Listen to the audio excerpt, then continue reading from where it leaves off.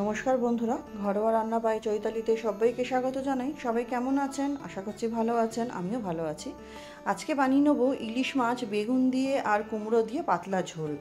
আমরা তো দই ইলিশ, তারপরে ইলিশ পাতুরি, সর্ষে ইলিশ প্রায়শই বানিয়ে থাকি। তার পাশাপাশি কিন্তু বেগুনের ঝোলটাও কিন্তু বানিয়ে থাকি। আপনারা অনেকেই এটা বানিয়ে থাকেন। আমি কি পদ্ধতিতে বানাই সেটাই শেয়ার করলাম।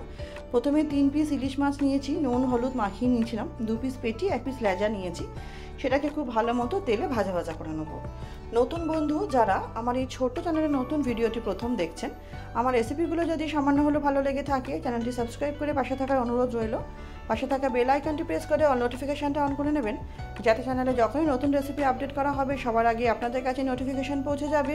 আর ফেসবুকের বন্ধুরা যারা এই রেসিপিটা আমার ফেসবুক থেকে দেখছেন, নতুন নতুন রেসিপির আপডেট পেতে পেজটি ফলো করে পাশে থাকার অনুরোধ রইল। আর রেসিপিটা যদি সামান্য হলেও ভালো লেগে থাকে একটা অবশ্যই লাইক করে দেবেন, ফ্রেন্ডস ফ্যামিলির সাথে শেয়ার করে দেবেন। মাছগুলো ভাজা হয়ে গেছে, একে একে সব মাছ আমি একটা বাটির মধ্যে তুলে নিচ্ছি। তারপরে সেই তেলেই আমি অল্প একটু কালো জিরে আর 4টে চেরা কাঁচা লঙ্কা ফোড়ন দিয়ে সেটা 5 থেকে 6 সেকেন্ড নাড়াচাড়া করব। তারপর 2টো বেগুন, ছোটো বেগুন আর কি দুভাগ করে নিয়েছিলাম, সেটা দিয়ে কিছুক্ষণ নাড়াচাড়া করে নিলাম। তারপরে এর মধ্যে আমি দিয়ে দেবো কুমড়ো। অল্পই কুমড়ো এরকম সাইজ করে কেটে নিয়েছি, সেটা দিয়ে নুন হলুদ দিয়ে হালকা ভাজা ভাজা করে এর মধ্যে আমি জিরে গুঁড়ো দিয়েছিলাম। জিরে গুঁড়োটা দেবো আমি হচ্ছে 1/2 চামচেরও কম, কাশ্মীরি লঙ্কা গুঁড়ো দিচ্ছি 1/2 চামচ। আমার যদি মাছের পরিমাণ কম, মশলাগুলো অল্প অল্প দিলাম। আপনার যদি মাছের পরিমাণ বেশি থাকে মশলা পরিমাণটা অবশ্যই বাড়িয়ে নেবেন। লঙ্কার মানে ঝাল নুন সেটাও আপনাদের স্বাদ অনুযায়ী দেবেন। দিয়ে এটা খুব ভালো মতো নাড়িয়ে চাড়িয়ে নেবো। যাতে লক্ষ্য রাখতে হবে যাতে মশলাটা পুড়ে না যায়। নাড়িয়ে চাড়িয়ে কিছুক্ষণ নিয়ে এর মধ্যে আমি পরিমাণ অনুযায়ী জল দিয়ে দেবো। আপনারা আপনার প্রয়োজন অনুযায়ী জল দেবেন।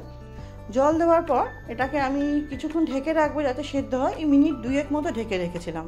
মিনিট 2 পর দেখুন সমস্ত সবজিও ভালো মতো সেদ্ধ হয়ে গেছে আর সুন্দর না তেল ছাড়তে শুরু করেছে। এই পর্যায়ে আমি মাছগুলো দিয়ে দেবো। মাছগুলো দিয়েও আমি কিন্তু কিছুক্ষণ ঢেকে রেখেছিলাম, ওই মিনিট 2 মতোই আবার ঢেকে রেখেছিলাম। রেসিপিটা আশা করছি আপনাদের ভালো লাগবে। ভালো লাগলে অনুরোধ করবো অবশ্যই ট্রাই করবেন। কেমন লাগলো কমেন্ট সেকশনে অবশ্যই জানাবেন। আপনাদের কমেন্টে অনেক বেশি উৎসাহিত হয়, রান্না করার ইচ্ছা আরও বেড়ে যায়। আর ইলিশ মাছ তো মাছেদের রাজা, আপনি যেভাবেই রান্না করুন না কেন খেতে অপূর্ব হয়। সামান্য ভেজে নিলেও দুর্দান্ত লাগে খেতে। কিছুক্ষণ ফোটার পর সামান্য চিনি দেবো সমস্ত স্বাদকে ব্যালেন্স করতে। আপনারা চাইলে চিনিটা স্কিপ করতে পারেন যদি পছন্দ না হয়। আর নুনটা চেক করে নেবেন। দেখুন খুব সুন্দর একটা টেক্সচার চলে এসছে। এটা আমার হয়ে গেছে। নামিয়ে গরম গরম পরিবেশন করার পালা ভাতের সাথে। তাহলে চলুন ভিডিওটা আজকের মতো এখানেই শেষ করছি। নেক্সট দিন আবার হাজির হয়ে যাব নতুন কোনো রান্নার সাথে। সবাই খুব ভালো থাকবেন, সুস্থ থাকবেন, সাবধানে থাকবেন।